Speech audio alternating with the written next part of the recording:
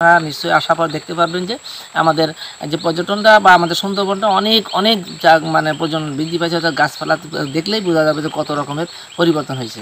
এবং সুন্দরবনে ৩ মাসের নতুন রূপে তার রূপ সবুজের সমারোহ এখন নতুন রূপে সেজেছে ৩ মাস পরে। এমনি ক্ষতিগ্রস্তর মুখে আছে, তারপরেও আমরা জাহাজটা যার যেভাবে আছে রেডি করতেছি, কিন্তু গেস্টের ওরকম ভালো কোনো রিকোয়ারমেন্ট আমরা পাচ্ছি না।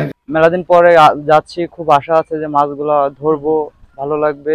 জানেন, ধন্যবাদ আপনাকে। আপনারা জানেন যে জুন, জুলাই, আগস্ট এই 3 মাস সুন্দরবনের সমস্ত কার্যক্রম বন্ধ থাকে। যে কোনো পর্যটক বা জেলে বাওয়ালি কেউই প্রবেশ করতে পারে না। তো এই সেপ্টেম্বর মাস থেকে পর্যটকগণ সুন্দরবনে প্রবেশ করতে পারবে।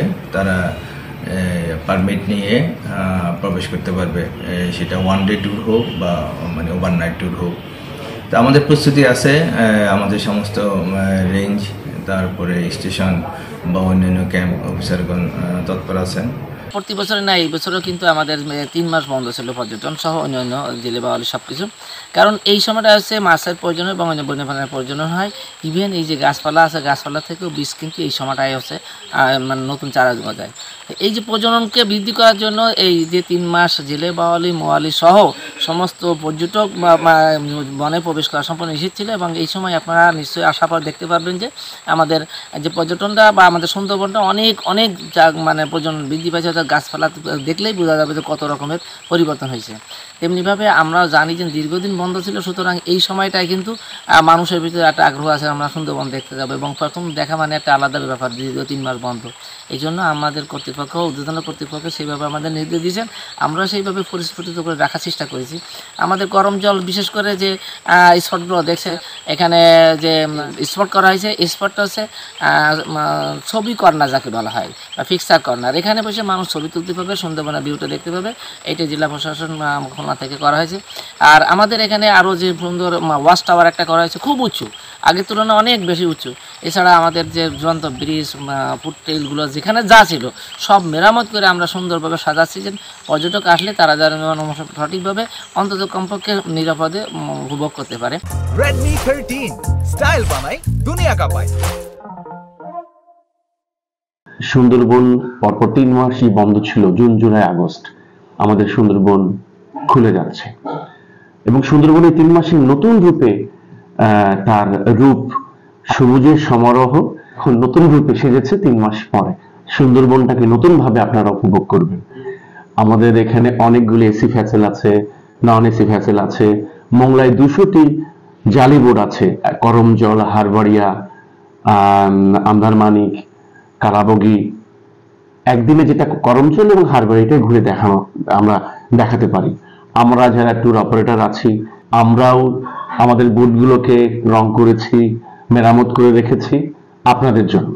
এখন পদ্মা সেতু হয়ে গেছে, মোংলা থেকে খুব সহজে আমরা সুন্দরবন দেখাতে পারি। মোংলা থেকে সুন্দরবন দেখাটা সময় এবং খরচ খুবই কম। আমরা আশা করছি প্রচুর পর্যটক পাবো, কারণ এখন কমিউনিকেশন, আমাদের ট্রেন লাইন চলে আসছে মোংলায়, পদ্মা সেতু হয়ে গেছে। বাংলাদেশের যে কোনো প্রান্ত থেকে আমাদেরকে ফোন করলে আপনাদের জাহাজ, নৌকা বুকিং সবকিছুই আমরা খুব সহজে করে দিতে পারবো। আর বিগত 3 মাস আসলে আমাদের সুন্দরবন বন্ধ থাকার কারণে এমনি ক্ষতিগ্রস্তর মুখে আছে, তারপরেও আমরা জাহাজটা যার যেভাবে আছে রেডি করতেছি, কিন্তু গেস্টের ওরকম ভালো কোনো রিকোয়ারমেন্ট আমরা পাচ্ছি না। কারণ গেল দেশের এই দুর্যোগ, তারপরে বন্যা, সব মিলে আগের মতো আসলে গেস্টের কোনো রিকোয়ারমেন্ট নাই।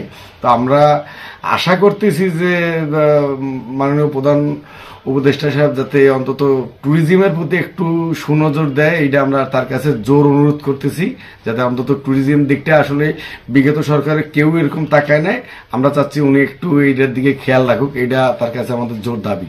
3 মাস পাস বন্ধ ছিল, তো এখন পাস খোলার সময় হয়ে গেছে। তাই আমার এই চাচার 5টা নৌকা আছে, 4টার সাথে আর কি নৌকায় মাছ মারি। তো আর কি দীর্ঘ বন্ধের মধ্যে তো আমরা কোনো সরকারের কোনো অনুদান আমাদের ভিতরে পাইনি। এখন মাছ ধরতে যাব, তো মেলা দিন পরে যাচ্ছি, খুব আশা আছে যে মাছগুলো ধরবো, ভালো লাগবে। বিগত এই 3 মাস আমাদের বন্ধ দিছে, বন্ধ দেওয়ার পরে এখনো তো কোনো ফাঁস নেই। পাস না ছাড়ার সাথে আমরা চলতে খুব কষ্ট হয় আমাকে। ফার্স্ট পারমিট নিয়ে আমরা যখন ফার্স্ট ছাড়বে তখন আমাকে জাতি হবে, তখন আল্লাহ কি দিবে তা তো জানি না। আশা তো করা যায় ভালো, এখন আল্লাহ যেভাবে যেটা কপালে লেগেছে সেটি হবে। গত বছর আল্লাহ দিলে যা হোক ভালো হইলো, আর ইনশাল্লাহ এইগুলো এই সেপ্টেম্বরের মাসে যাবো ফার্স্টারলি, যে আল্লাহ কি দেবে তো উপর আল্লাহ জানে। ঠিক আছে, ওই নিয়ে আমরা সংসার থেকে সংসার আছে, ওই সংসার চালাবে, থেকে ভালো চলবে ইনশাল্লাহ।